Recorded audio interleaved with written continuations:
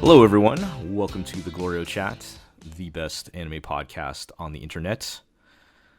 You know, we're only a couple episodes into the new season, a little ways into the new season, but I think I'm already ready to declare the best anime for fall 2021. Oh yeah? Yeah, I'm gonna officially crown the Kaguya-sama Love Is War Season 3 trailer as the best. Yes, a strong contender. Best it anime was very of the good. season. Season. This is going to be either that or Super Robot Wars 30. I don't know, maybe we can fight over that. But I do have some thoughts on Only that. one of these things has Romanagare in it. Yeah, exactly.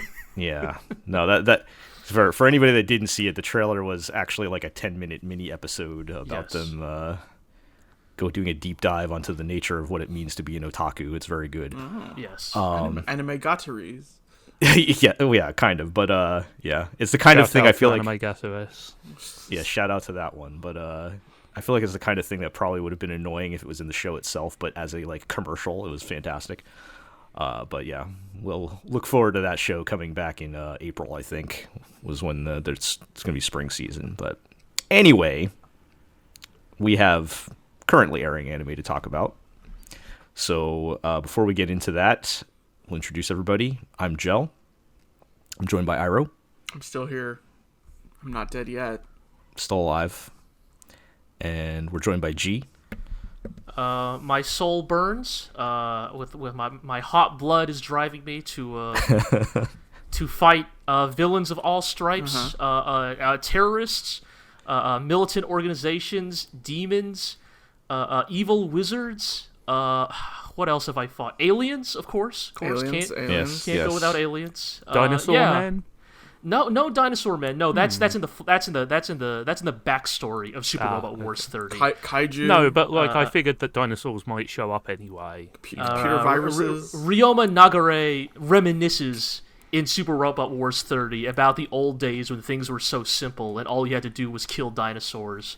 Not like these days when he has to kill demons and aliens and yes, sentient computer viruses. Still wild seeing Super Robot Wars at the top of Steam in 2021. It's wild. How did we get here? Yeah, I'll keep it short. Just long story short, it's a good game. Like, I mean, I'm not even saying by the standards of like a game that is essentially glorified fan fiction, but it is a genuinely solid turn-based strategy game that I think has a lot of fun with its crossover framework. You know, if you ever wanted to know what a heart-to-heart between Ryoma Nagare and Amuro Ray looks like, Super Robot Wars 30 has you covered.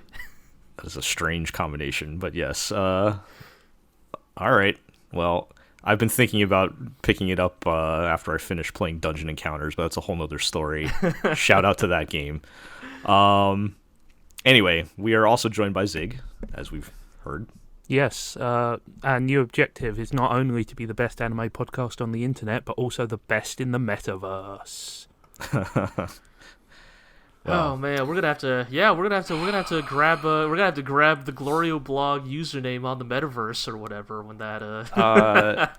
We need to leverage more IP to get on the metaverse. Exactly. Is that? Yeah, you know what?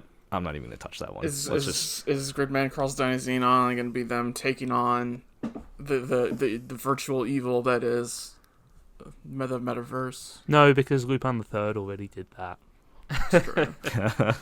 Gridman's going to team up with Lupin III. Yeah, now that's a crossover I would watch. There we go. Yeah. Put Lupin III in Super Robot Wars. I was going to say, does he have robot? The car is his robot. He had the car counts, right? I mean, Super Robot Wars has skirted the edges of what constitutes mecha. Cowboy Bebop showed up in Super Robot Wars. There's also that famous clip from Lupin. I think it's part 2 where he has a car inside a car, and that's a mecha thing. That's basically a mecha. Yeah, I think that more than qualifies. Yeah. So next Super Robot Wars, we'll get that crossover. Mm-hmm. Anyway, let's talk about some anime. So this is our first full episode back into the new season here, which means we'll have some time to revisit some shows that were still airing from last season that we haven't been able to talk about in a while. The continued breakdown of the traditional season structure is very much apparent. Yeah, I mean, seeing as we're literally going to open this podcast with our final thoughts on a show from this season. We're still getting final thoughts, and I don't think we have any previews on this one, but yeah. So let's talk about Fena Pirate Princess. Oh, baby. What the hell happened? What a dog shit anime. Holy crap. Okay, so I've only seen this up to the point where it started to turn, and then it did not get any better. Said, don't bother. He said, just don't even. I got bad news. So. It stays in that trajectory for the rest of its run.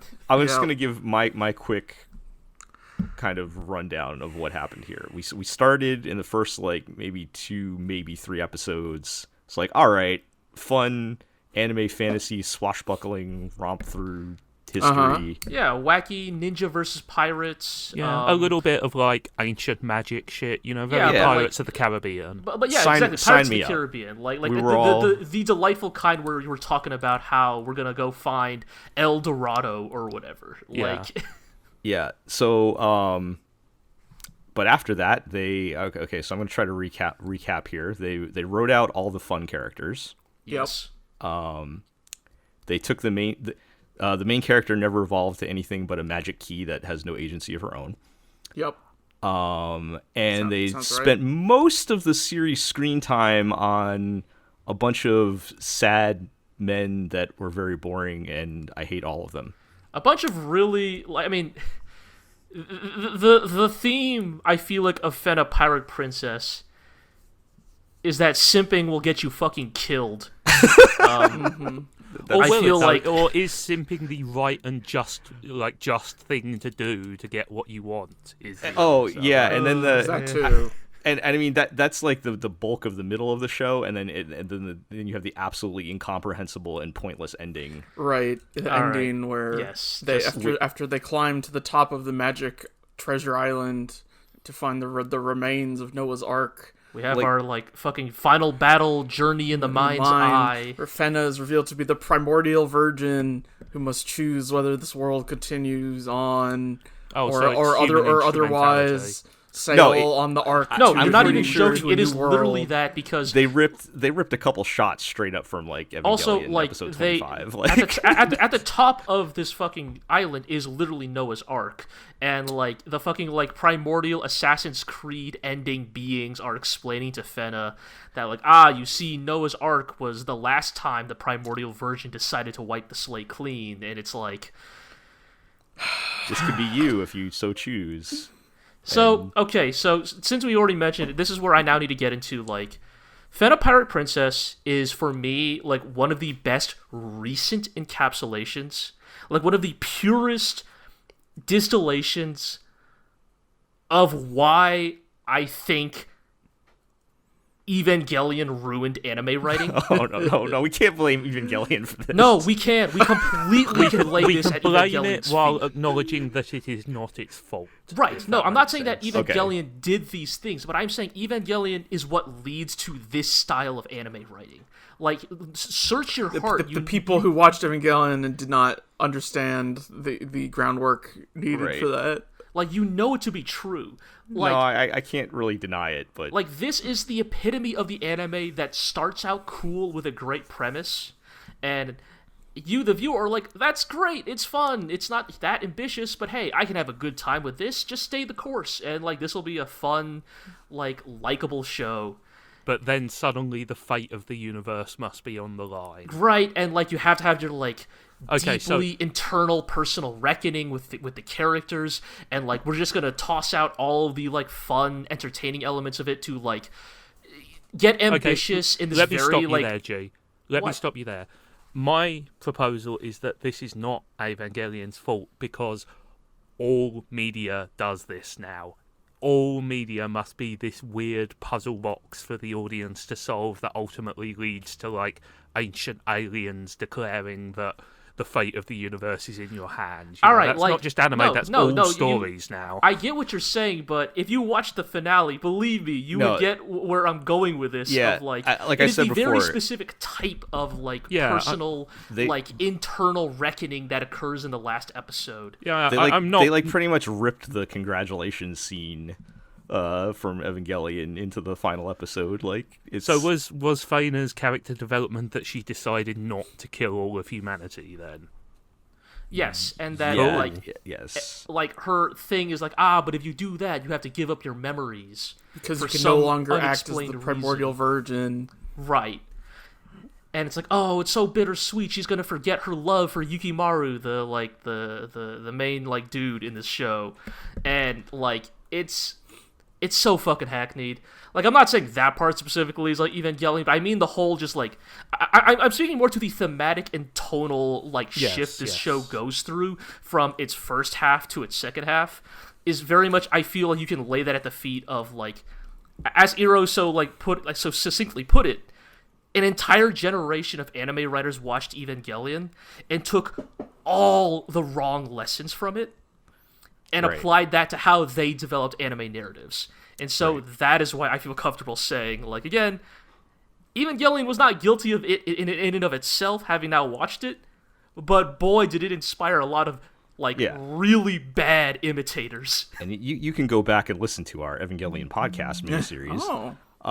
And, we talk about how that show did what it needed to do to build up to the things that it eventually arrived at, whereas this anime to me felt like, and this is I don't know anything about the production other than it was a collaboration between Crunchyroll and Adult Swim that they intentionally wanted to play up to Western audiences, but it felt to me like it was designed by a big committee without a strong creative vision of what they wanted to do with the show. Yeah, definitely. It's a hodgepodge. And it's just a bunch of things just thrown in, and somehow whoever decided that brooding hot guys was going to be the best angle to take for the majority of the show. I mean, look, won. It is a proven commercial vector.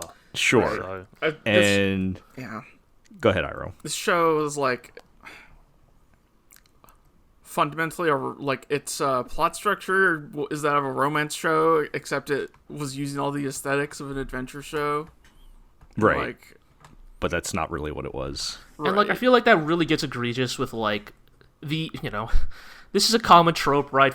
I mean, look, I play the Yakuza games, so this trope is just what I'm used to. But the main villain's essentially his apotheosis in the penultimate episode, where he basically gets a whole episode and a half to detailing his tragic backstory, right? As he fucking loved her mother so much, fades into light. He basically gets what he wants. Oh yeah, and you see them reincarnated as children in the last episode. Right, yeah, this man I hate those endings. That is the ending of Darling in the Franxx as well, and I wanted to punch my TV. And it's really bad because this dude killed a lot of people. He's a terrible person, yes. Yeah, and it's still maybe even he can find redemption in God's light. It's no! I mean, there's what about a the way cool pirate ladies?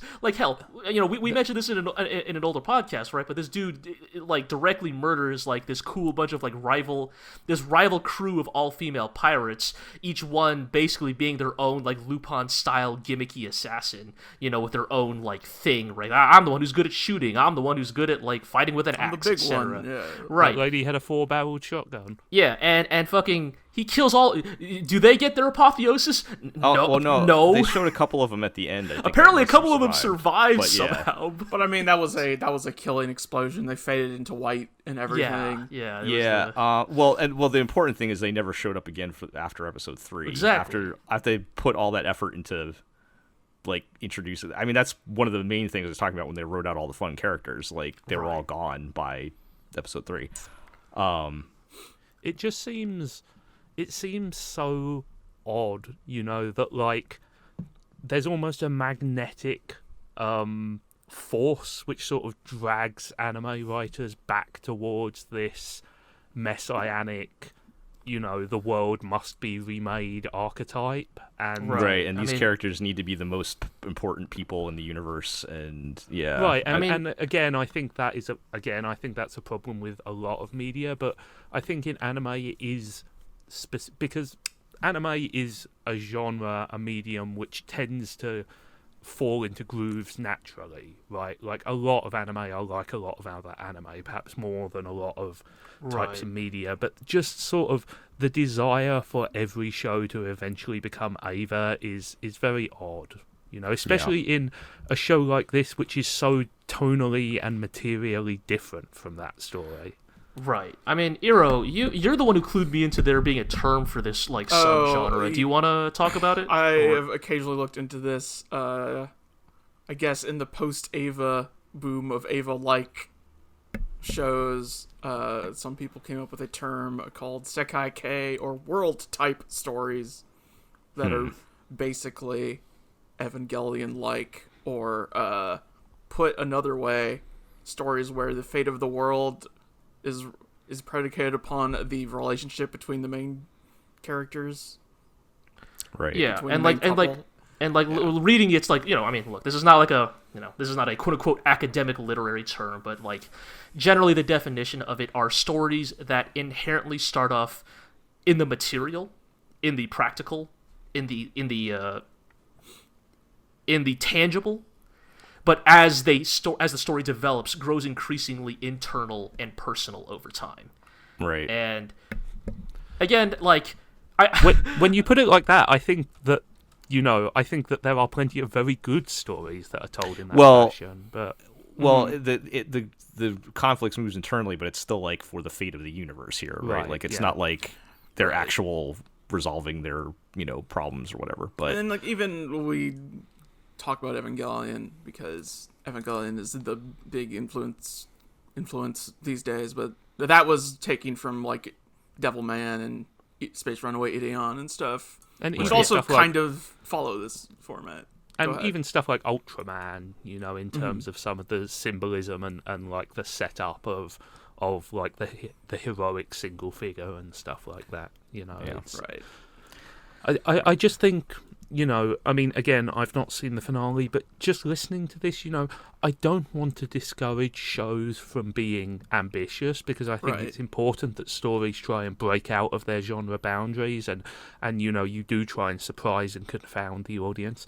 But at the same time, there's something to be said for not trying to be everything to all people, I'm not entirely sure why this kind of, golden age of piracy action adventure felt the need to suddenly also be something else. And like I was reminded also while we were talking about this after watch, I brought up like Kamen Rider Gaim, which does become this, but also is long and can spend the time morphing into that. And also, Gaim is, like a lot of Uebuchi's work, in retrospect, it is obvious he was building to that all along. Right, it's pretty clear from the beginning. Yeah, I mean, like, it's a bit of a weird case because, you have the goofy kid show stuff sitting alongside the kind of grand myth-making stuff, but, like, it is very clearly a structured story that is building and escalating towards a certain point, And I didn't necessarily get that with, like, the 2/3 of Fena that I saw. Right, exactly. Yeah. It comes out of nowhere. Yeah, we're going to have to keep... It could have just been we're finding treasure at... It could have just been anime Pirates of the Caribbean. Yeah. It really just could have just been that. It would have been fine. We would have liked it. Like I was going to suggest, what if the story took a turn where Fena just becomes captain of the Lady Pirates and they go on adventures for the rest of the show. Like, they could have embraced the more mystical aspect of it, just have a ninja fight a skeleton. I don't know, like... There's so many... Mm-hmm. I mean, that's why we're talking about this so long, because like it was a fun start and like there was so much potential to have like just a fun, good show here. And it just Yep. They did not do that. A common tale in anime. Yeah. All right. It could have been good until it Kusanagi. wasn't. Well, we're gonna see what's gonna happen to Kusanagi later in Heike Story. Yeah. Let's we're gonna have to keep moving. So let's catch up with. Speaking of shows that are not high stakes, on the opposite end of the spectrum, perhaps, Aquatope on White Sand. I gotta tell you, The moment the season switched over and there started to be stuff to actually watch again, this completely fell off my radar. So, like, just disappeared. So I have actually caught up with this. I don't know if you guys are all caught up with it. I'm caught up with it. I'm like 3 or 4 episodes back. As the new season began, I think I watched one episode and then went, So I'll say this. I would not necessarily say they've changed the status quo, but they've upgraded it. I think it's interesting. I am into what they are doing with Aquatope's second season. They're definitely going way harder into the workplace drama angle, because they've basically have time skipped it like a year, and so like all the kids are out of school and they're like working adults now. Yeah, like I think it's been a little bit since we talked about it, but like they're all working at like this new aquarium, right? The one that was like being opened in season 1. The one that she should have burned down. Was maybe briefly considering, yes. Yes.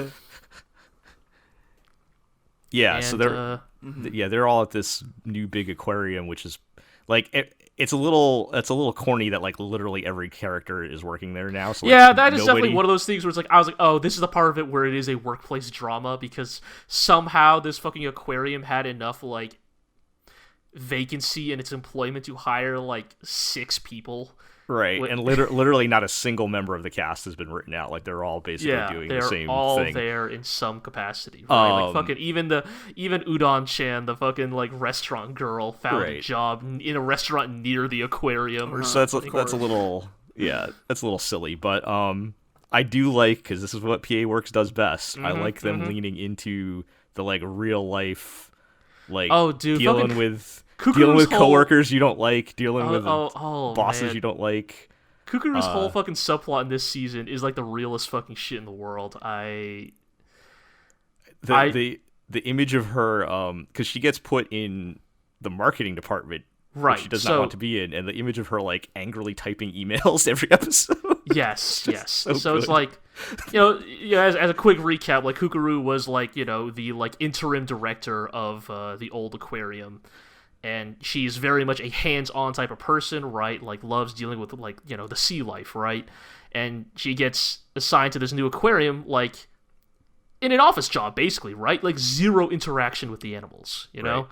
And it very much gets into this, like, wrangling with, like, what does it mean to actually work in an industry that you like? And, like, what are the various, like, pieces of it that have to operate to keep it all, like, running, especially behind the scenes. There's a lot of good, just like Kukuru's like trying to like get shit done, and then like having to deal.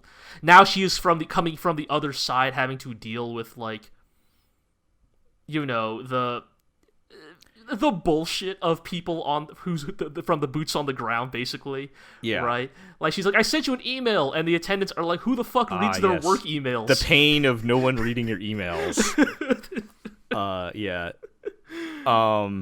And just the transition of someone going from, working in the trenches to the office job, and how, a lot of times you think, well, this will just be so much faster if I do it myself, but now things are too big for you to do everything yourself, Right. There's so many, like, again, this is just what they do well, of, like, somebody has been through this, whoever's writing this, definitely. Like, they've been through the office ringer.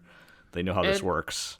I do like where this is going, because I feel like the implication, right, is like, of course you could have Kukuru work as an attendant, and she would be like the best attendant at that aquarium, but like, I feel like the thing they're trying to set up is like, this girl's going to go on to one day own her own aquarium, right? And like, she's going to need to know how to like manage it, how to direct it, how to like run the like animal wildlife aspects of the enterprise, and this is her training arc, so to speak. Yeah.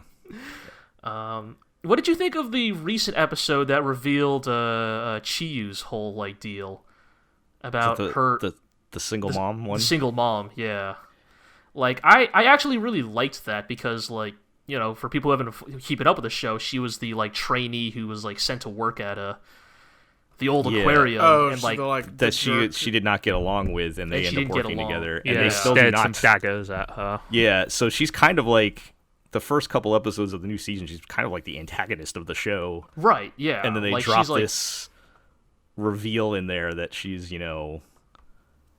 actually, a working single mother. She's a working single mom, and yeah, right. And I mean, all right, and like I think I agree, G. I liked it, and I think it was a nice balance of like they still kind of hate each other, right? But it's more like, look, like I recognize that you clearly have your perspective on things, right? Right, and like, they've reached a level of understanding where they can work together now, like because like there are implications even when she's introduced early on that like one of her biggest issues with like the old aquarium is like, you all got your jobs just because you knew the director, right? Or you were, the director's kid, right? Like, you just, like, stumbled into this job, basically. Whereas, like, I, as a working adult with a child to take care of, like, do you know how fucking difficult the hiring market actually is? Yeah, and they even, in the 21st century? They touch a little bit on, like, they kind of imply she lost her last job because she had to take time off to take care of her kid. Right, because they did not give her, like, any, like... part of the challenge of being a mother in the working world, right? And like there's definitely things we don't always touch on in anime. Yeah, and like there's definitely an element of like, oh yeah, right, like apparently Japan is kind of like notoriously bad about not giving working women maternity leave and stuff like that. Like it's right. Like in Japan, when you get pregnant, when you have a kid, you are stop working. Period. You are gently pressured to retire. Like after all, the implication is if you're a mother, you found a man, and well, shouldn't the man be financially supporting you? Yeah. The idea of a single mother is too scandalous to even entertain. Yeah. And I think it's very cool they went to some of those places. I will say, the latest episode where everyone just hangs out and becomes friends. I was not big on that episode. Yeah, I don't know, but we'll see where it goes from here. These all sound like great ideas and like great concepts to base an episode around, but these shows are just slathered in this generic niceness, which, to me at least, prevents them from ever having any actual bite or substance to these sort of theoretically interesting interpersonal conflicts. Like, everything is so genteel, it's very hard to feel any sort of tension. I mean, yes, that is kind of that aspect of these PA Works shows, right? Is at the end of the day, there is never a truly villainous employee in any of these workplace drama PA Works anime, right? They're always just misunderstood, or hey, they got their own shit going on, or whatever, right? And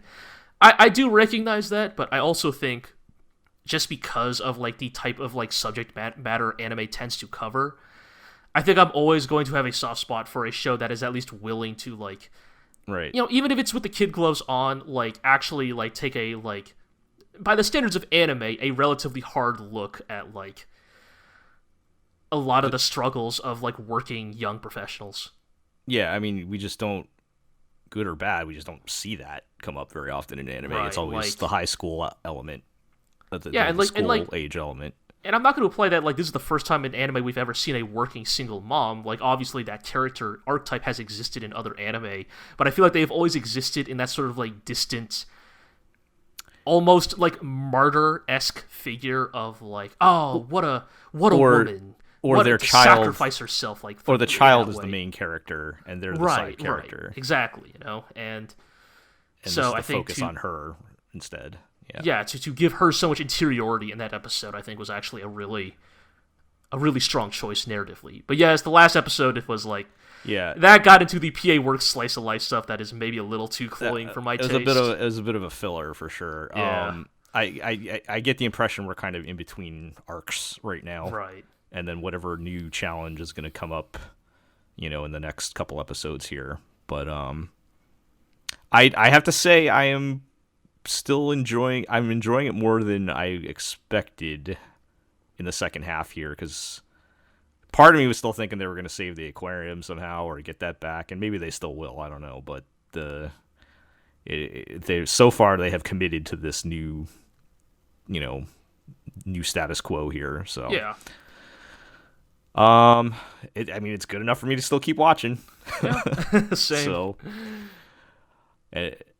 all right, let's move along. Other show we're catching up with, the Heike Story, which started real late last season to where I'd almost consider it more this season, but we're pretty far into it now, so I don't know. Again, what do seasons even mean anymore? Yeah. I am still a couple episodes behind on this, so I'll kind of turn it over to you guys, but what I've seen so far, I have very much enjoyed. It's been still perhaps a little bit dry with the court drama stuff, depending on your taste for that kind of thing. Right.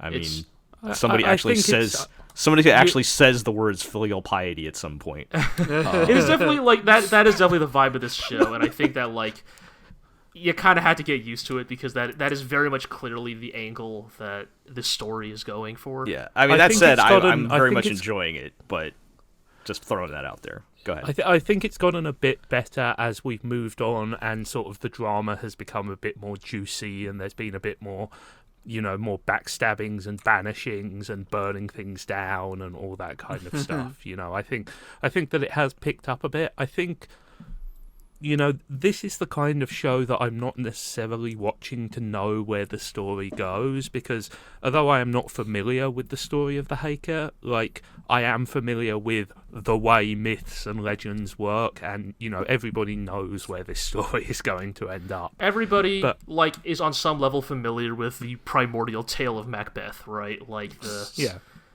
pride before the fall. Yeah, absolutely. I mean, if you're on top, there's only one place to go, and that's down. Yeah. But I think, the reason I watch this show is to kind of like luxuriate in the moment-to-moment stuff, the beautiful character animation, the lovely music, the really inspired shot choices. It's a very sort of flow state of mind anime. Yeah, I think the thing that makes it work is, like, this is very much... So the thing about this anime, it is very much the Heike story, not the Genpei War. Like, this is not a retelling of the historical event. This is a retelling of the historical folktale that is the retelling of the historical version. Event. Right, like this is the story in which, like, yes, like Shigemori dies because he literally prays to the gods to take him from this mortal coil should the Heike fall, right?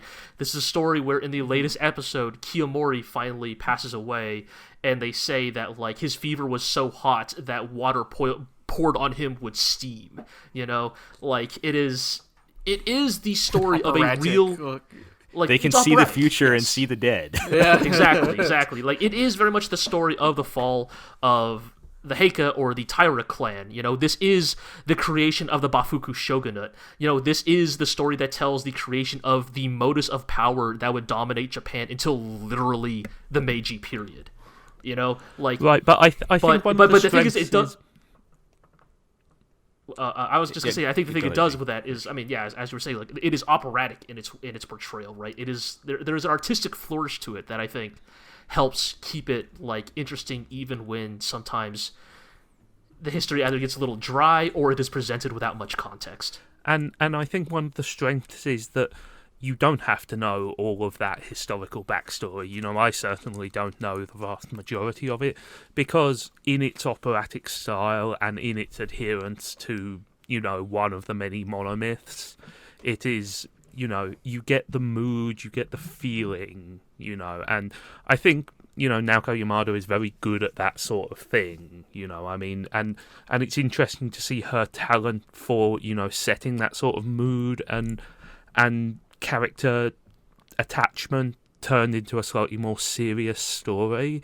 And I think, it just communicates time and place so well that you don't necessarily have to have an interest in the Heike or in, Japanese history or mythology or anything, just to sort of feel part of the sort of motion of the times happening. It very much feels like the history that is happening is a wave that is carrying you along with it.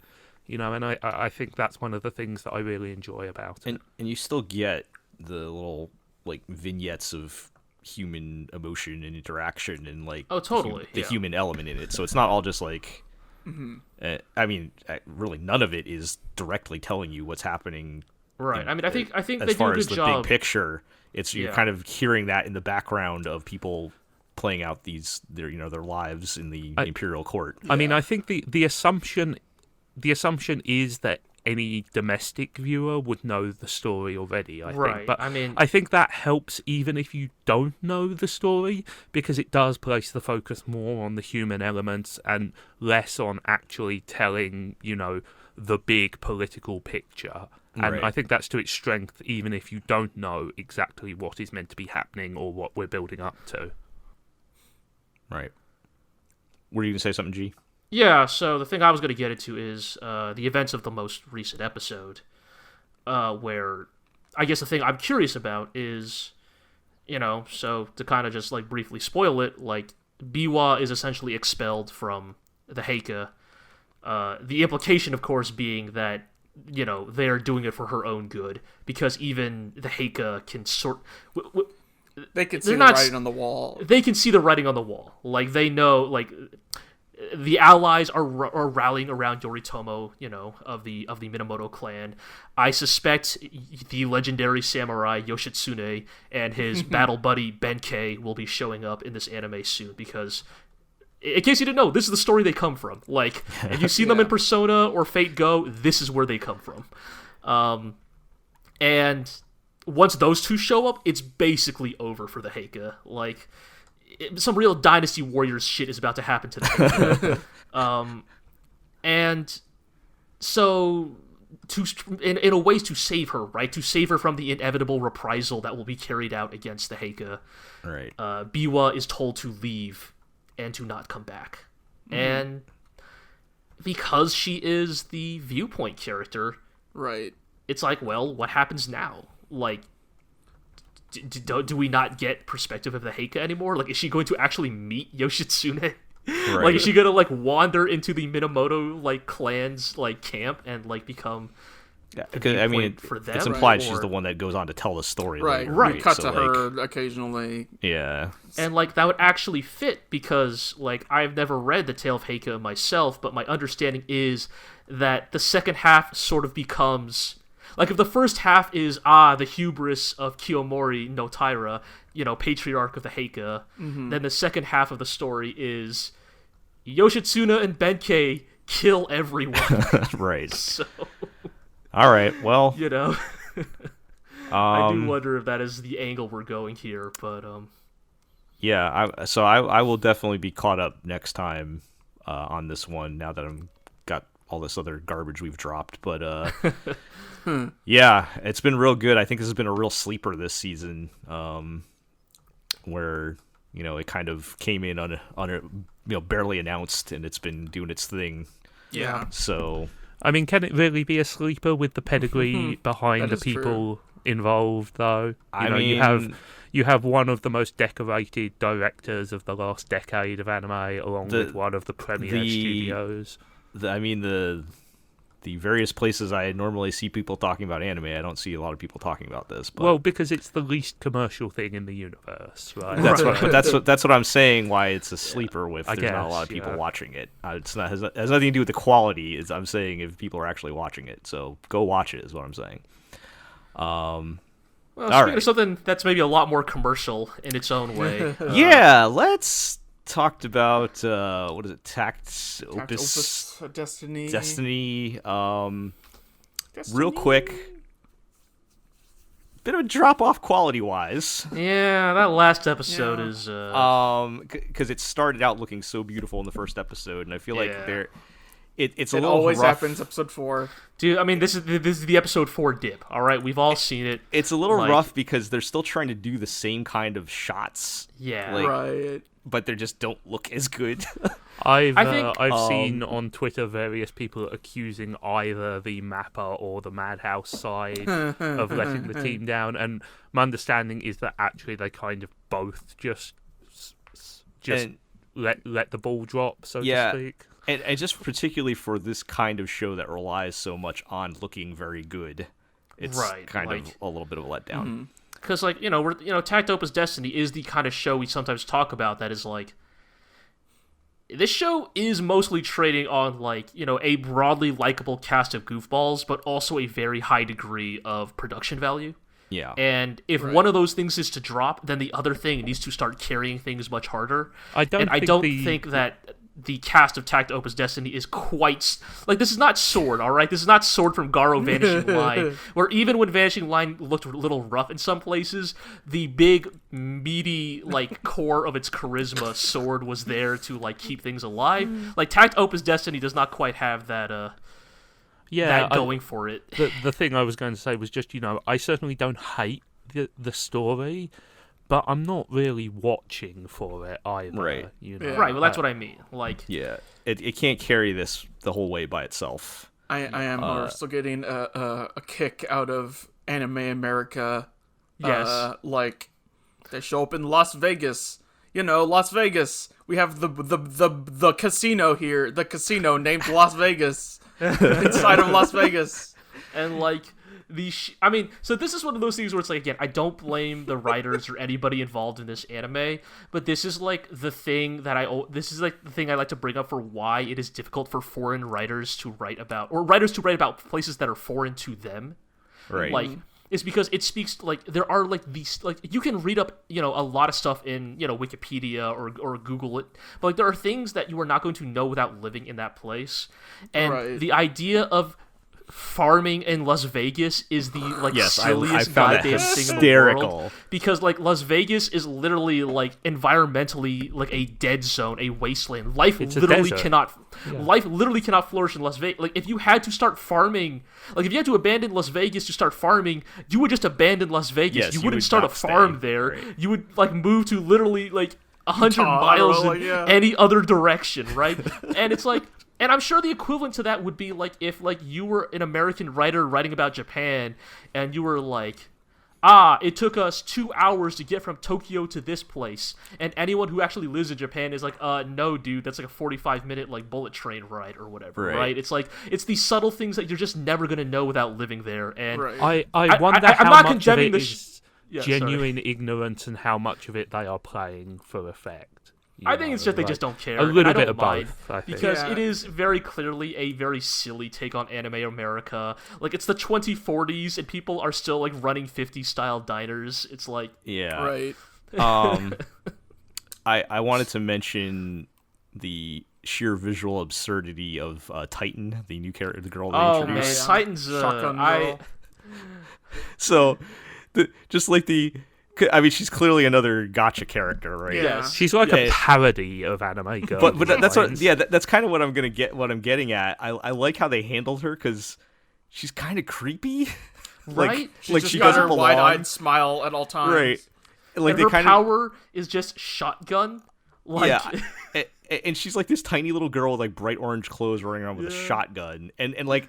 I think they're kind of winking to us that, like, yeah, we know this is absolutely ridiculous. They do it a little bit, right? Because like, even at the end of the 4th episode, right, she does the classic anime girl pitches her voice down to get serious, right? When she corners the guy running the casino. I feel like they kind of intentionally made her, like, a little bit creepy with, like, her like, constantly smiling and everything. I mean, I kind of hope they keep doing that because, like, if we're talking about the music arts in general, right, like, Cassette is, like, comically like monotone serious, right? Titan is like kind of just a weirdo.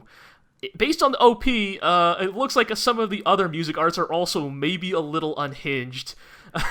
Based on their appearances. It just felt like if you have to find a way to shoehorn in this ridiculous character that does not fit this world whatsoever, like I feel like they handled that in a pretty funny way. But look, man, if a shotgun was good enough for Doom Guy to fight the forces of hell, a shotgun is a good enough power for a little girl to fight evil demons in 2040s America. Yeah. So horse approves. I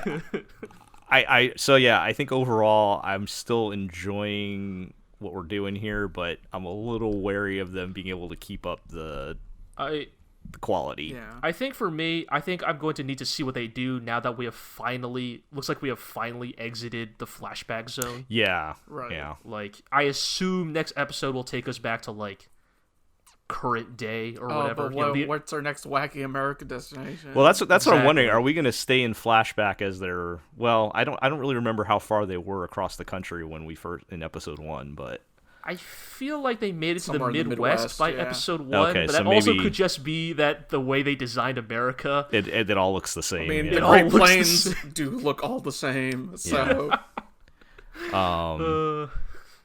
Yeah, so we'll see what kind of wacky. Like, are they going through the South and then going so. up north? Was that the plan? I've seen. Maybe. I Remember. want to feel see like- anime they- Texas. Yeah, right. They I feel gave like you a shouldn't fairly decent itinerary of where Right. they're headed, which is Like- kind of loop through the South. And then We're head gonna back north. definitely have to see Texas at some point. Right, like any anime that takes place in America has to have Texas. Like, Yeah. it's gotta, right? We got to see cowboys You in suck like a 10-gallon hats. Ranman.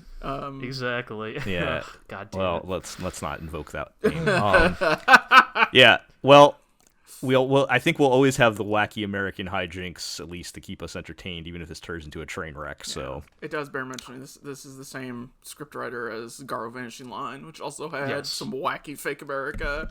Yes, the fake America in Garo was very good as well. yeah. All right. Let's move along. We can touch briefly on Digimon Ghost Game. I know, Zig, you have not had an opportunity to share your thoughts on that. It's a perfectly decent kids show. You know, it's fun. The monsters are cute, and it's not egregiously awful, which makes it like a huge step up. But you know, there's fans of the genre will find nothing new here. You know, if you like Digimon, you will probably like this. If you don't, like, it is just kids' TV. You know, Still there's better nothing- than the last one, right? I mean, Low bar, so low is bar. gouging your eyes out with barbed wire. So, I cannot communicate just how awful that adventure reboot was. But yeah, you know, they're introducing the main characters. You know, there is spooky happenings happening. You know, it's good. They're committing to the bit. I'm into it. You know, but that's about it. Did they Man, do I just any? realized we're fucking recording on Halloween and we didn't even do like a Halloween. spooky bit. Anime, Yeah, you know, Halloween. I was making these notes like 3 days ago, and this is going to come out like 3 days later, so it didn't Yeah, occur fair to me that. enough. Also, like, I've never understood America's obsession with Halloween. Look, neither like, have I. It's an excuse to cosplay and get candy. Sure. Yeah, yeah, but yes. like And when you're the younger, way it is people also... treat it like a real holiday is incredibly All right, odd the, to the, me. the best way I can try to summarize it is like Halloween is like for a lot of kids, like depending on like where you grew up, Halloween was like the one holiday where you were allowed to go out late at night with friends. Sure. Like, you know, when you're like from between the ages of like 8 to 12, like you are not hanging, you know, depending on your parents, you are not hanging out with your friends past like 8 p.m., right? Like that just doesn't happen. And so Halloween is that excuse to like fucking get out there and maybe cause a bit of a ruckus. Be outdoors, but, past yes. And you get a lot of candy. And you get a lot of candy, so everybody wins. And when you're an adult, it's an excuse to drink. So again, everybody wins. Well, there you go. Digimon Ghost Game, a spooky anime to watch on Halloween. But Watch Digimon, drink liquor, be Halloween. Yeah. No, I Candy mean the corn. previous Digimon show was an excuse to drink. This one, not so much. that was a requirement for the previous Digimon, yes. right? All All right. Well, speaking of show that maybe will drive me to drink by the end. Yeah, let's touch base with Kyoukai Senki. You guys haven't dropped this for show- 86 yet? Maybe we All right, should. so we should. You know what? Maybe I'll just say this to the podcast, just to like put it in recording for posterity. Like, maybe we'll just drop Kyoukai Senki, and Ear and I will just catch up on the last 6 episodes of 86, because Kyoukai Senki is like maybe like it's not bad, but it might legitimately be the most generic mecha anime I've ever watched in my life. And I've watched And, Majestic Prince. And like, but not even generic in a good way, right? Yes, Not even generic in the like, they're gonna do the tropes you love about robots, and that's fun because and robots nod and are wink. fun. But no, like this is like, it's like I can't even call this white bread because white bread arguably has substance to it. Like this is like, like. I don't know. I don't even want to get into that much, but it's just like, okay, so episode 4, ironically enough, episode 4 of Kyoukai Senki was we're going to increase the budget for a big fight again episode because, you know, the rebels that the main kid joins up with, you know, surprise, the rebel camp gets attacked by a mysterious black mech. Right. that The that black doesn't duck. show up, its IFF signature doesn't show up on any database. I'm sure. Does this all sound familiar? It's just a mysterious black mech, and it doesn't belong to any faction. It fights everybody. Like a specter, it just appears out of nowhere and causes widespread designated destruction. it Ghost. This is like a AI generated script for a mecha And like anime the here. thing is like, okay, we fed 20 robot anime into right, New but also, London, but the thing is like, done well, I would play a front mission game with this plot. Like I would. I'm not too good for it. Yes, but you're insane. Like no, what mysterious black mechs are awesome, man. I fucking love. It's like actually one of my in the right favorite context, tropes. Right, In the right context. All right. And all through episode 3, main dude has been hanging out with the rebels and talking with the pretty lady there who had her heart to heart with him and explained her motives and stuff for joining the resistance, and talked about how her necklace is a family heirloom, etc.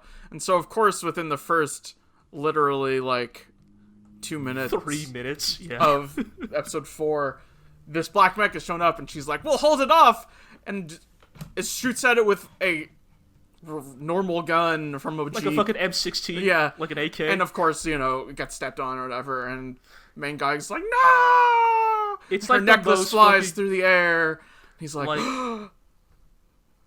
and yeah, it's just the most. It's so by the numbers. Like it's like every aspect of it, right? Like even by the end of the episode, right, where the hero finds his like gumption to stand up to the black mech and teams up with like the cool, calm, collected second, the cold sniper guy, guy, and so it's like, okay, now we're gonna have like the 2-on-1 fight, classic, right? Where because of their teamwork, they managed to overcome the mysterious black mech and all that stuff, right? And it's like, it's fine. Like, it's not even, like, that good, the fight. Like... It's alright. Like, there are better fights in Gundam Build Fighters. I mean, yeah, Gundam Build Fighters has better fights than, like, 80% of mecha anime. But, like, it's just, like... so I've talked about the mechanical design in this show, right? Like, these mechs are a little bit smaller than Gundams, right? They're, like... Right. They're, like, barely above power suits from what you've described to me. Yeah, like, they're like 10 feet tall or something, right? They're like 10 feet tall, right? Yeah. They fold up small enough that they can fit in a pickup truck, right? Like, the way the main mech, like, literally folds out, right, is, like, its torso... Its torso is, like, connected to its legs in a way where the torso can spin 360 degrees independent of its legs, right? So, like, the way it folds out is, like, it spins 180 degrees, then, like... It's like a transformer, man. Like, it pops out, right? Right. And, like... So it's kind of like not weird looking, but it is unique for like mecha anime, and like there is only like one scene in that whole fight that even like there's like, now we're really getting into the weeds here, but the thing I really like about certain mecha series, usually Real Robot, is when they do interesting things with the fights because they're robots and not people, right? Like the classic example I'd like to bring up is Gundam Build Fighters of like, you can stab a dude in the cockpit in Gundam Build Fighters, and that mech will keep going because there's no actual human in there, right? Like they're kids' toys. So in a weird ways, they can fight more to the death than any real Gundam actually could, and that's a great example of a show utilizing its gimmick to make its fights more unique and interesting. Right. And so there's like one like fucking like half second bit in this fight where like the main mech like swivels its torso like 360 degrees to like avoid an attack or something. But other than that, like this fight could have been in any Gundam, in any like Real Robot anime. Like there's nothing unique about it. Right. And it's just like, well, if the fights aren't good and the characters aren't interesting and the plot isn't like what are we compelling, watching? Yeah. Why am I even watching this anymore, other than the fact that it is a Sunrise anime original mecha series? And so there's a part of me that is still like kind of like anticipating a Code Geass-esque like shit show at the end, right? But I don't even know if this show's capable of that. Okay, like fucking episode 1 of Code Geass opens with a Lelouch commanding a bunch of dudes to fucking kill themselves. Like you knew from fucking step one. You knew right away. I have to point out, maybe you have been poisoned by the meme, but it is pronounced Geass. It is not Gaiass. Is it? All yes, right. Absolutely. They say Geass in the show. Gaiass is just a nickname. I didn't know that. I thought that was actually how it was pronounced. What if at the end of Kyoukai Senki, a Mema warrior on the borderline, the AI buddies reveal that they are spirits sent here to find those chosen to make the new world, and the kids must choose whether to destroy the world or make it anew. It's just, I don't know, man. It's like, so here's the thing, right? The reason I even joke about going back to 86 is that I feel like we at least had interesting conversations about 86. Right. I selfishly want you guys to go back to that because I was enjoying hearing you talk about it. As awful as it sounded. We will discuss it off air. I have seen a not inconsiderable number of people say that 86 is the best mech show of the last 5 years, Those people are insane. Or maybe mech anime has truly been that bad for the last 5 years. What was in the past 5 years? What was in the last 5 years? Granbelm. But yeah, then it can't be the best anime in the last 5 years. It seems to elicit opinions across the spectrum, put it that way. That sounds like some real boss baby shit of like, I haven't watched a single mecha anime in the last 5 years, thus 86 is by default the best mecha anime of the last 5 years. I meant more that like people seem to believe that it is a genuinely good to great story. So yeah, a lot of people are very high on it. I think I said this before about 86 back when I was watching Season 1. I'll say it again. Again, maybe Season 2 addresses some of my issues. Is that 86 has the heart and the text of a legitimately great anime, but it lacks, like, the vocabulary to actually communicate it in a compelling manner. Like, it is a show about, like... I mean, it is a show about how war is politics and politics is war. It just also does it in the most, like, ham-fisted way. You can still throw flour, eggs, sugar into a bowl and not have a good cake. Like, yes, that's a good way to put it. I always looked at it. I always got the impression it was like the ideas were good enough that people were willing to make excuses for it in their mind, like that kind of thing. Where, right? Maybe they like it more than it really deserves because they're, they really like the ideas. Yeah, and, I'm not digging people for that. I just think it's interesting how you guys seem to think that it is, like, actively and horribly bad, and some people... Well, no. Actually, no. I wouldn't even go that far. I'll be honest, I don't like 86, but I don't... This ain't going there. It's not. It does not sit at the same cafeteria table as All Noah Zero or Gundam Seed. I'll put it that way. Like I think you guys seemed more. We praised 86 like. Yeah, you guys seemed more disappointed that it wasn't as better. More. So I will also say it, that I think that putting Gundam Seed at the same table as Old Noah Zero is really harsh. Like, I think to who. To Gundam Seed. Like, I think Seed is bad, but, All right, we don't have time. We cannot litigate Gundam Seed. We don't have time for that today. But we'll see next time. Yeah. If you guys are still on this or if you've made the transition. But it doesn't sound great. I can't believe we might just have to fucking binge 86. God damn it. What we should do is binge Thunderball Fantasy so we can finish Season 3 by the end of the year.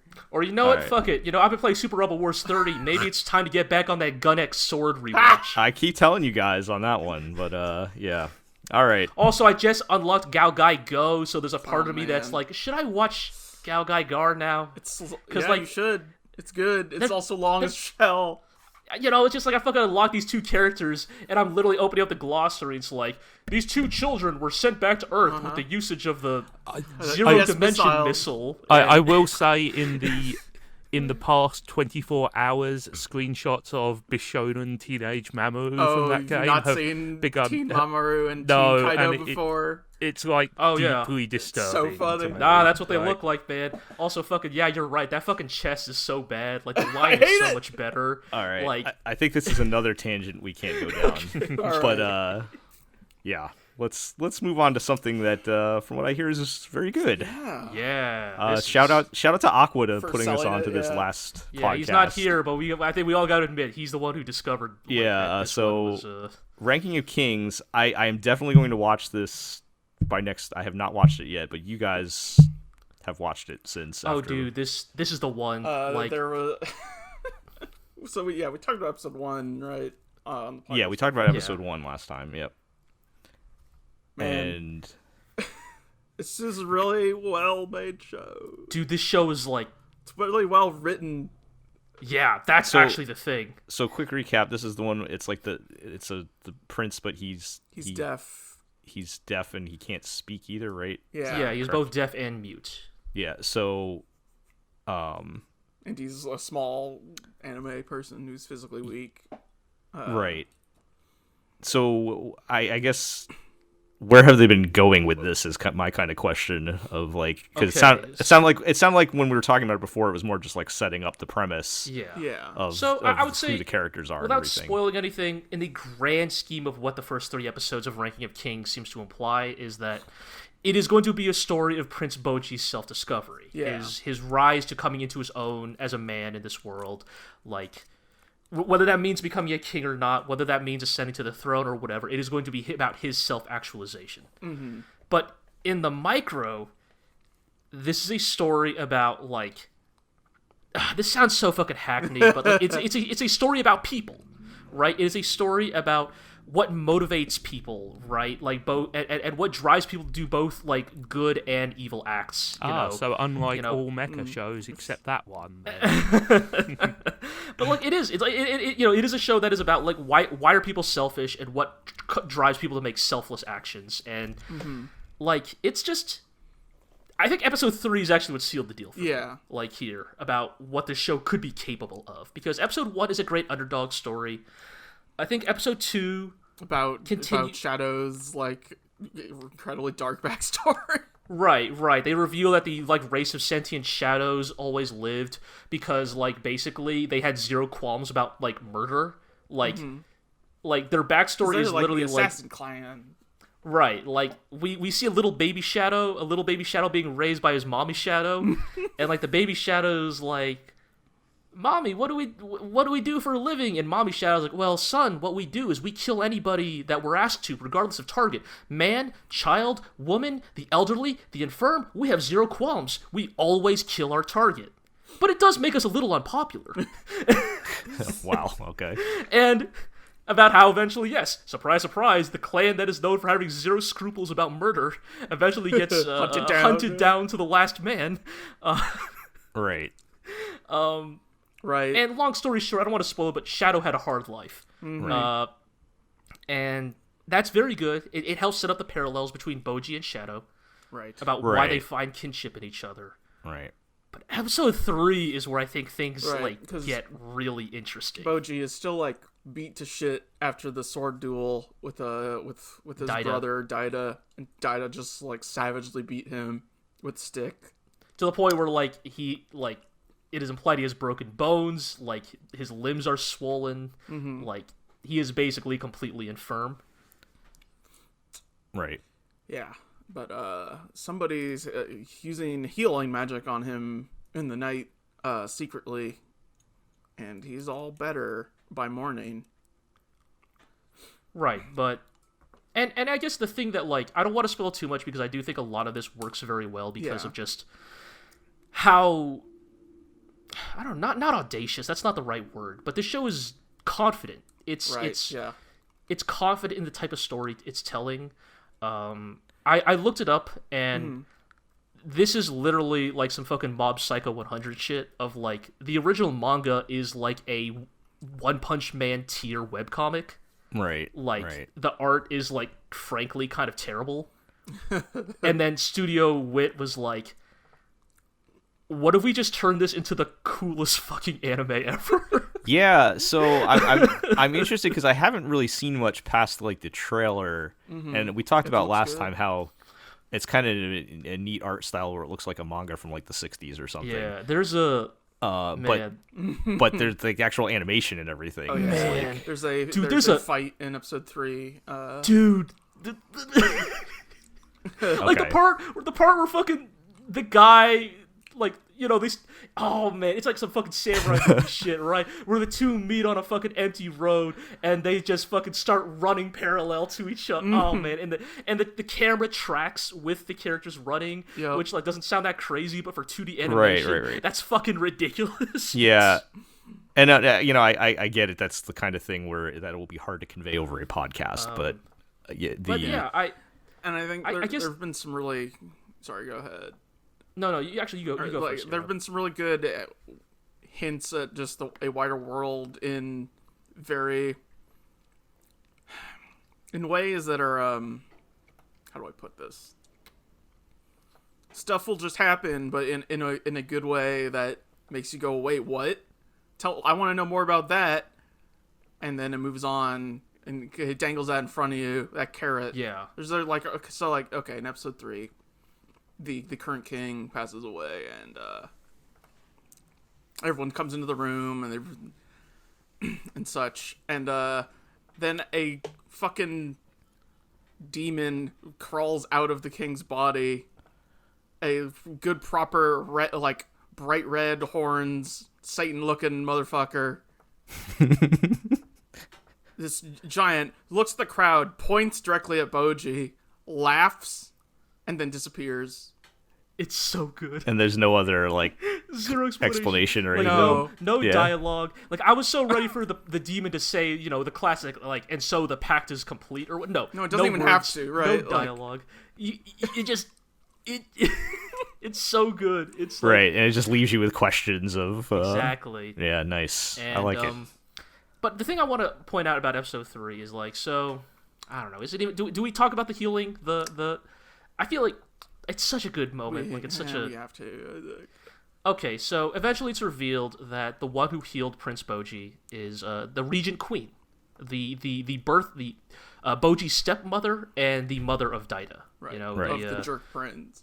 The jerk prince, right? The seemingly selfish woman who's only primarily concerned about the lineage of her son. Right. And to be fair, that endures in this episode. The king literally leaves a will that says that Boji will be the next king, and she destroys the will.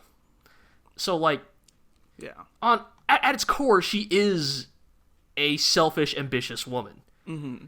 But also, she heals Prince Boji because, she cannot bear to see even someone she considers, a son in her own way, physically savaged to such a degree. Right. And in fact, she spends much of the episode trying to watch out for him in her trying own to way, protect him in her own and maybe misguided but sincere way. And what this clinched for me was the thing that's going to be exciting about this show now is that every time a new character shows up on screen, it's going to be exciting, because if they could do this with this one character who I was initially convinced was going to be the primary villain of the story and turned her into this nuanced, interesting character with her own motivations and to be fair, personal failings, then just imagine what they can do for the rest of this cast. Yeah. And that's really, really exciting to see. They manage to have characters in this show that are genuinely feel multifaceted and interested. Yeah, which I think I think I'm used to from anime, and not that I dislike this or anything, but anime characters just kind of being one-off archetypes, right? Who act or if they do change, it's pulling the rug out from this good guy was actually bad. And I mean, they pivot 180. And I mean, I can enjoy that. We were enjoying the hell of Thunderbolt Fantasy, where everyone is kind of a one note. Well, that's a different tone for sure. But in Ranking of Kings, it's just really refreshing, I guess, to see how they flesh out these characters and all that, especially only 3 episodes in, right? Yeah.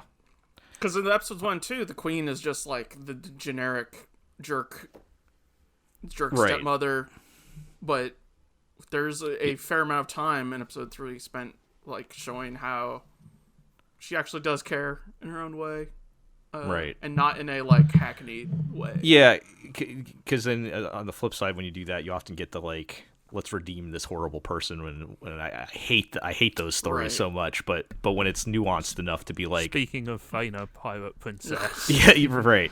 Mm-hmm. When it's nuanced enough to be okay, people are capable of both good and bad things. That's what you don't often see, so that's pretty cool. Yeah. All right. So yeah, I will definitely have so to. I think it's the surprise of the season for me. Yeah. It's definitely something I want to get into, like, from the positive feedback from you guys and from pretty much everybody who's seen it. I definitely want to catch up with it. Mm-hmm. Yeah, so we'll get on that. All right. Let's move along to Lupin III Part 6. Yeah. Lupin III Part 6. It's fine. I don't know. There's something missing. Yeah. Yeah, we talked at pretty extensive length last time about the difference between this and Part 5, which was, by all accounts, fantastic from your guys' opinion. Only continued to show itself. I think, though, that the recent cinematic film, you know what I mean. Lupin the First. The film, Lupin the First.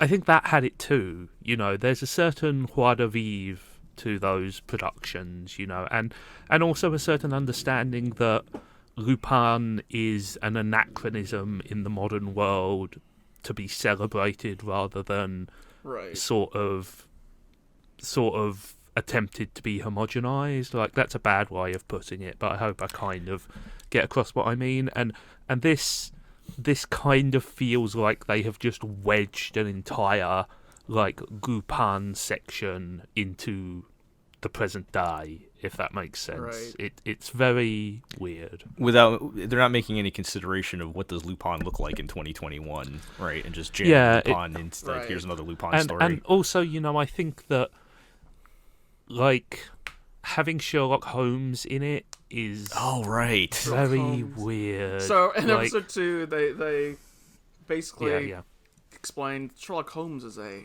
like, legendary title passed down to the one most deserving of the title in any given era or whatever. Like, they just say this in passing, but then, like, it kind of brings up the question of, well, Inspector Lestrada's here.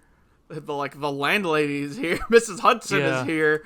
Like, are you telling me Mrs. Hudson is also the legendary title passed down? It's the third Mrs. Hudson. Yes, the woman. It's a classic case of the explanation raising more questions than it answers. The woman most fated to hold the title of Sherlock Holmes' landlady. Oh God, that's kind of, and it's kind of unnecessary, right? Like, if you just told me Sherlock Holmes was hanging out with because Lupin's hanging out, that's like I wouldn't need any further explanation. And then of on course, that. Sherlock Holmes is a better shot than Jigen, a better fighter than Goemon, can so charm he can make Fujiko swoon, right? He's like the only way to play Sherlock Holmes in modern media, and to be honest, it's the way he's played in the original stories as well, is either to make him a complete goofball and, like, an incompetent, like, hack, or B, to make him, like, an intensely annoying piece of shit. And, like, this incarnation is kind of too competent for his own good, if that makes sense. He's just kind of boring. Yeah. I don't ever think of, like, the original Sherlock Holmes as a weirdo, right? Like, like, even by the standards of the time, he is, like, an odd eccentric. He's an eccentric, he does cocaine guy, and plays violin. Right? Like, yeah. I think it's only an anime that he becomes a I would say perfect. Not to constantly bring up Part 5, but we're going to constantly bring up Part 5. If you make a Part 6, you're going to get compared to Part 5. It's also the fact that Part 5 was so recent. Right. Like, it was only a few years ago. Yeah. I would say, Part 5 made me understand to think of Lupin as literally like a comic book superhero character, where, like, sure, Spider-Man, for example, came out in the 60s, at the same time as Lupin, and you can just use that character even in the modern day. You don't necessarily have to. There are parts of that character that do not have to interact with the modern day, right? To a certain extent, because they are part of the character's mythology, right? You know, they transcend time and place because we know that is just how things are about the character. And, like, I looking at Lupin Part 6 from that lens, like, I can kind of. I get it. Like, it's just another Lupin story, and we're in the modern day because it's the modern day right now, and This time he's fighting his strongest enemy yet, Sherlock Holmes. He was just as strong as the whole crew put together. How can Superman fight someone who's just as strong as Superman? Right. And so I'm a little probably more forgiving than I should be, because I'm like, okay, I see the structure of this more clearly after part 5. Except part 5, if reckoned with that, like, how does Lupin stay relevant in the modern day was one of the main themes of that. Right. Yeah. And the answer was a little bit of he adapts and a little bit of he doesn't adapt. He's classic, right. Yeah. And so I think, and also I will say that, like, I hate to critique things on purely technical grounds, but this show opens with an extremely extensive car chase, which is of course a hallmark of all Lupin stories, and it's all in CGI, and it is saddening. Bad. Yeah, it's just like it has a lot of the tropes of Lupin car chases, like things flying through the air and exploding. With it. But there's just so little elasticity and so little life to it compared to like a 2D animated version, and like I think it's a really good illustration of what like doing something in CG can actually lose you sometimes. Yeah. And again, I don't like to criticize shows on purely technical grounds, but here it is so important to like the mood and the vibe and kind of the way that Lupin tells stories again and again and again, just like all long-running franchises do. It feels wrong. Yeah. Anime is a visual medium. Like, we I think it's okay to criticize the technical aspects of it if they, like, you know, in case the CG cars, they stand out enough to distract from, you know, our enjoyment. I think it does stand out so much because they are doing the things that, you know, have happened in Lupin car chases down the ages, you know, like but tumbling through the air and exploding and like screeching around corners on 2 tires, you know. But I mean, you know, you compare it to a comparable chase scene from part 5, you know, let alone the famous Castle of Cagliostro chase scene or some of the stuff in part 2 and stuff, and it just feels very stiff and it's sort of emblematic. It feels like they're going through the motions to a certain extent, and that's fine because the motions are still sort of fun, but there's something missing. Yeah, I think for me, the thing I've come to realize with part 6 is like, I mean, it's a similar realization I came to with part 4, and also like the Fujiko Mine spinoff is like, Lupin is great for all the reasons you said, right? It is a timeless, enduring franchise that can always like just pop up every few years and like be what it is. And I think what that means is that you kind of have to get used to the reality that like that means that like not all Lupin series will be made equal, right? Like you're gonna get your great ones like part 5, you know, the Takeshi Koike OVAs, and then you're gonna get your part 4s and part 6s, right? That are like, you know, not terrible. I heard from people who stuck with part 4 that it wasn't awful. It was just extremely by the normal. To me, like the thing that gets me, and I'm just from the outside looking in, and what you all have described it, like they're cranking out a lot of these. And like, how long ago was part 4 at this point? Like, and if it's like, if you're telling the same story over and over again, it's one thing if you're putting out a series every 5 to 10 years. I mean, there was that huge stretch between part 3 and part 4 that was just Lupin was you got one big special a year, and then it became like. But over the past, you know, what was part 4 like 5 years ago or something? Like, I don't know what like over the past. Longer at this point. I am fearing in my heart. let's say 7 years or something. Like that's a lot of Lupin. Part 4 was in 2015. Okay. So what about? about 6 years. Okay. How about this? What about the Fujiko Mine spinoff? Because I feel like arguably, I feel like that was 2012. Yeah, I feel like arguably that is actually what kicks off like Lupin's return to TV. Okay, so over you've had like what? Yeah. Right. Okay, so 4 or 5 series in the span of 9 years is a lot of Lupin to be without bringing some kind of variety to the table, right? Mm-hmm. Like, right. And I think initially the variety was we are going back to the classic setup. You know, the gimmick was that there was no gimmick. And then you can only do that once every like 20 years. I think part 6 is sort of embracing the anthology setup that part 5 had, because when the next episode previews are literally saying, and this is the writer for the next episode. Right. Which I think I will say that they do have one sort of bullet in the chamber as well, which is that much discussed episode guest directed by Mamoru Oshii. Well, let me tell you, that is episode 4. So okay, which is not out as of this recording. But, yes, but we'll see. Yeah. All right. Well, let's keep it moving then. We'll come back to that, I'm sure. Let's talk about Komi Can't Communicate. I guess apparently this was the wacky comedy I was looking for. Yeah. I didn't realize how luxuriously animated is it? How bad are the official subs? Right, oh, I think every single discussion about this show has to talk about how dirty it is being done by Netflix. We touched on that very briefly last time, but to be more specific, because I did actually go back and watch the Netflix one just to see it for myself. There's so much on-screen text that's required for the show, right? Yeah, so for people who aren't familiar, the main girl Komi doesn't talk. So you're telling me Komi can't communicate? No, but I mean she literally doesn't talk. So a lot of her communication is written, and there's a lot of text on the screen. And particularly, I feel like the episode 2 and 3 were not as bad, but particularly episode 1, there's a very lengthy scene where they're just writing stuff on a chalkboard. Right. And they translate like the key parts of the dialogue, but there's a ton of information there that kind of sets the tone of their conversation. It's like a montage of like shots of the chalkboard as they're furiously writing back and forth, and they just don't translate any of it. And I will say that, far be it from me to defend the giant corporation, but I will say that it is very difficult to do the kind of like mass subbing. Oh yeah, I know why they are doing in the pre-formatted Netflix style, which can only deliver subtitles in a certain format at the bottom of the screen.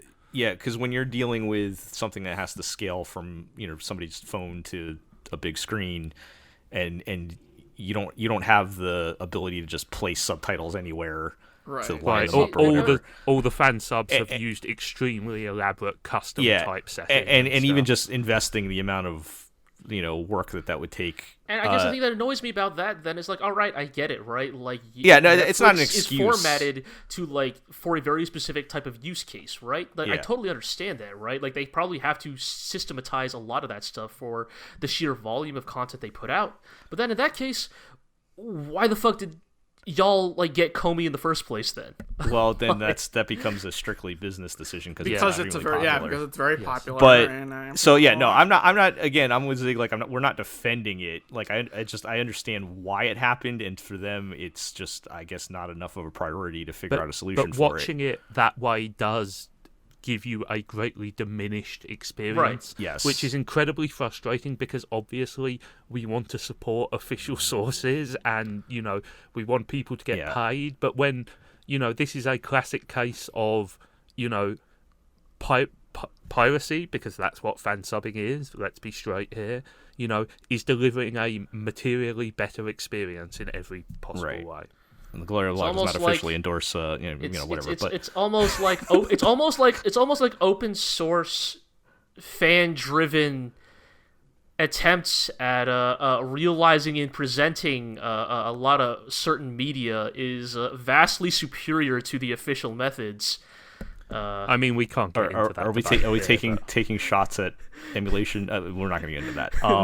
Just say. So anyway, so I will say, just by sheer luck, episode 2 and 3 did not really. That was not as much of a factor, but in general, there's still bits of it. But that's just by sheer luck that they didn't happen to have a scene where they're writing on a blackboard. I'm sure that will come up again, and I don't foresee anything changing with that. But because it seems to be a systemic issue. That said, as far as the show itself, I really liked the first episode. I think that was all that I was out when we talked about it. I was a little concerned that it was maybe going to be a little too sweet, a little too saccharine, because I like my comedies where everyone's kind of a dirtbag. Yes, and I'm with you there.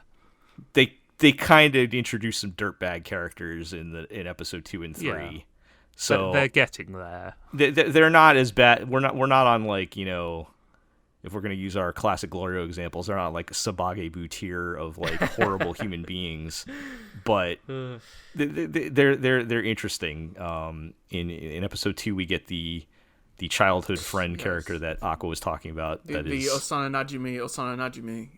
Yes, and you know, and then in episode 3 we get the glasses girl who's some kind of masochist or something. I don't know exactly what's going on with her yet, but you know, it's not all just like, you know, we're gonna help Komi find friends and we're all just gonna get along and everything. There is some like comedic conflicting things to it to make it. To be fair, I think the tone as well is way more towards the goofy end. You know, even in that first episode, there's not the earnestness that I'm not saying there's not emotional or like lovable content there, you know, but there's not kind of the painful level of earnestness that something that was totally focused on that stuff would. It's really only like the main guy who's like the real like totally earnest, like I'm going to help Komi, and they kind of just play that as part of the joke. Yeah, and I mean, like, he's the straight man to all of the weirdos surrounding him. That's the whole point. You know? So I think it's a pretty good setup that works pretty well. As we've mentioned, it continues to look fantastic. Yes, it's maybe that's terrific. the double-edged sword of signing the deal with the devil with Netflix here. You don't get the subs are busted, but man, does it look good. So I'm really like, this is my kind of show, and I'm really enjoying it. I would say I like it a lot. I think it's funny. I think it's sweet. I think it's silly and looks fantastic. I don't think there's a great deal of depth there yet. No. You know, I think it's like, it's difficult. Like, saying it's throwaway feels like a pejorative, you know, but it's... I think it's very... Again, I'm trying not to pick words which are like have negative association. Yeah, but like it's very you what you get what you see is what you get, and that's fine. But I wonder how long they can keep the jokes flowing. I think the fact that the premise of she's supposed to find the 100 friends means they can just keep introducing all kinds of weird characters to shake things up. That's kind of what I'm hoping they're going to be going for. I do also have to bring up one terribly embarrassing thing, which is whenever she mentions that she's looking to get 100 friends, I'm always reminded of Bigata HK, where the main character's objective is to get 100 fuck buddies, and, you know, just every time I'm like, oh no. What was the officially licensed title? Yamada's First Time? Yes. Shout out to that show, which was one of the few weird, dumb sex comedies I genuinely enjoy. That was pretty amusing. That's going a ways back now at this point. Yeah, that was... that was GLORIO lore. Yeah, one of the old. That was pre. I'm pretty sure that was pre. Yeah, that's pre. I think that show is from like 2009 or something. Yeah, that era. Don't say that. Yeah. But you know, it is a delightful trifle. You know, and I don't think I'm not asking for it to be more than that, but I'm interested to see whether it will be. Yeah. So long as I could see where you're coming from. Where there's, you know, we don't want the jokes to run dry here, but so far I think we're doing pretty good. All right. Yeah. Let's wrap things up and talk about Sakugan. Sacks and Guns. The adventures of Memempu and Gagumber. Yep. And which team are you on? Are you on Team Big Tony or Team Regular Tony? I'm Regular Tony all the way. Yeah, that was pretty good. That appears to be the only name that she knows. Yes. As far as naming things. But yeah, Sakugan, pretty good still. Yes. I felt like in episode 2, and I'm trying to remember which episodes were which now, as we're getting the end of the list here, and my brain's frying. I felt like the first episode or 2 was like kind of spinning their wheels a little bit as they were getting their footing, and you know, I felt like we were kind of beating the relationship between the two of them to death a little bit, but. Is it episode 4? They go to Italy? Yeah. Yes, fake yes. Italy. They go to fake Italy. Yeah. Is it fake Italy? Yes. Yes. I mean, It's in fake the same way Italy. that the first episode was fake China, basically. Yes, like that episode has like the sight gags of like, the building's tilted this way because that's what Italy's about. We've got Right. All these mafiosos. Right, these hot-blooded men fighting in the streets, and everybody snaps their fingers. Yep. It's Italy. Yep. So I thought that was kind of if this is what we're going to be doing on this adventure, kind of a wacky curveball to all of it. But Yeah. but yeah, I mean, I'm still liking it for sure. I'm having great fun. I think that it's a little all over the place tonally.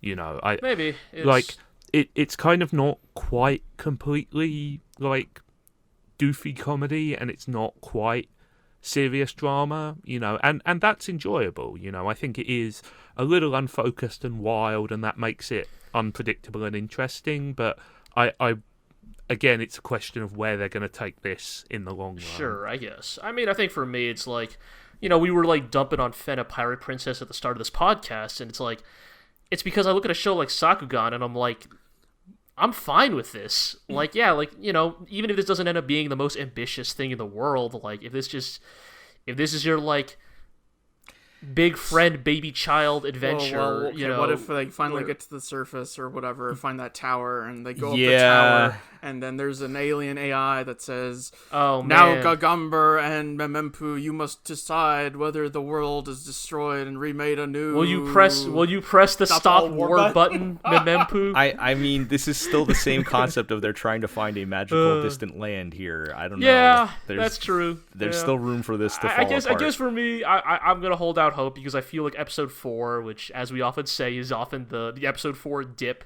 Mm-hmm. I feel like, you know, look, I think even Sakugan suffers it a bit, but I also think they managed to salvage it enough by introducing Zakletu, which is I'm glad you all remember these names, because sports a pretty good and, you know, the sometimes rare Kana Hanazawa playing a like scumbag character. Yes, which my is always favorite fun. Role for her. Yes. Yes, I feel like she does a good job there. I feel like there's a lot of pretty solid sight gags in episode 4. Like, Memempu might, if they keep up this energy, Memempu might eventually have a facial expression collage to rival a Serpa from Golden Kamuy she's at got this rate. that same energy. I got a lot of good faces from her this episode, and I don't know. I'm always gonna have a soft spot for just like a fucking dirtbag dude trying to hit on a bunch of ladies and fails horribly. Yeah, it's funny because like I find it amusing how, like, he clearly loves his daughter, but he's a terrible father. Yeah. Like she's like, I'm gonna go over here, and like literally before she can finish talking, he's like, oh, I'm gonna go hit the bar and try to pick up ladies. Yeah, you know, it's pretty the always good gag of 30 times. Yes. The good gag of his face. You know, it's the Kill la Kill episode 4 joke of like, the face briefly turns serious and gets 3-tone shading for like half a second. You know? Right. It's way more towards the like cartoon end of anime, which I wish more shows would embrace. You know, more, you know, we are a wacky cartoon and we know it, and we're gonna have some fun doing like a bunch of stuff that you like. Kids, don't try this at home. Right. You know, right. Like it's it really embracing the medium, like doing things you couldn't do in a live action type of. And it's got great energy. You know, there's a great vibe to the whole thing. I think like if this show had been animated like, God, I was gonna say 20 years earlier. I might have to actually say 30 years earlier now. It would have, like, Big Tony would have been animated like Boss Borat from Mazinger Z. You know, like noodle arms, noodle limbs, noodle arm, like slapstick energy. Like, I love Big Tony. Big Tony's made my favorite mech design in years, but you know, he is also a CG creation, so he does not get to like squash and stretch in the ways that the rest of the characters do. Yeah, but right, I get you. Like this, he looks good for the CG, I think.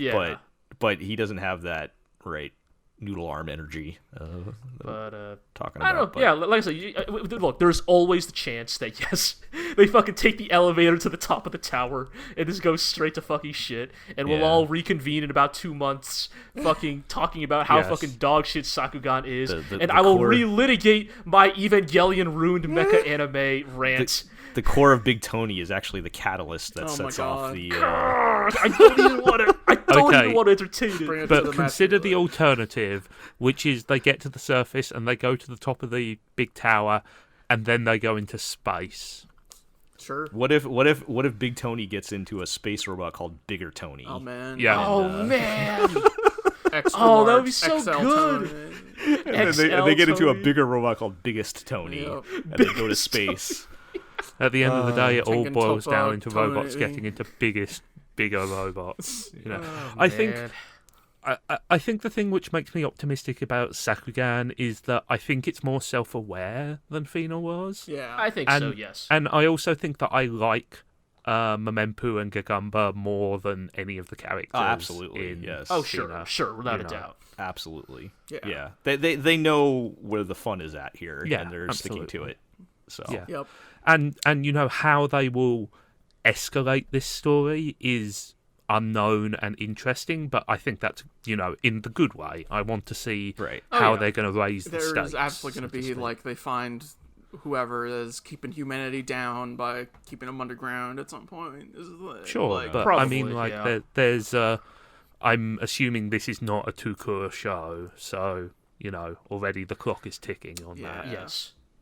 Yeah. All right, place your bets. What fake country do they go to next? I'm gonna put my bet on fake Texas.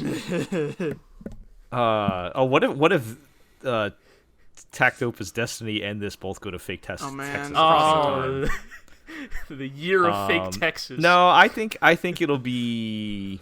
I always feel like fake Britain is a reasonably I feel like it's going to be another European country before we hit America. That's my okay. But no takers for fake Japan? Is fake Japan too easy? That's like the last. Yeah, it's like the last one. All right. I mean, fake Japan is like the ultimate state of humanity, right? Like when humanity has been liberated and is living above the surface again, then they're in fake Japan. Christ. Right? All right. Well, we're looking forward to that one. That's the end of the list. So that'll do it for this episode.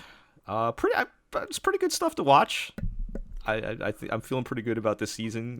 I mean, there's enough to watch that we didn't have to dip into our Thunderbolt fantasy. We might next time. We might have to next time. I don't know.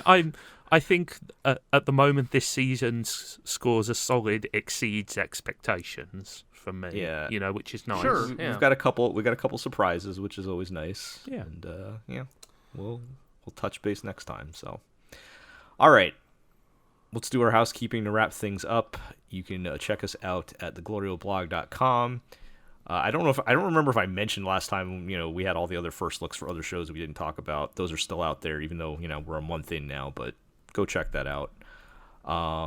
Just to mention, Colons, Peter and Yuri have just written up the Scotland Loves Anime Festival they went to a couple of weeks back, and that's worth seeing for some opinions on newly released films and stuff. Yeah, and also End of Ava. I think that post literally went up as we're recording. Yes, so that's out. It's live. By the time you hear this, it's live. Yep. So check that out. You can follow us on Twitter at the GLORIO blog. You can subscribe to the podcast on iTunes, Google Play, Spotify, Amazon Music, Podbean, Stitcher, and of course YouTube. You can subscribe to our YouTube channel. Leave a comment, ring the bell, all that good stuff.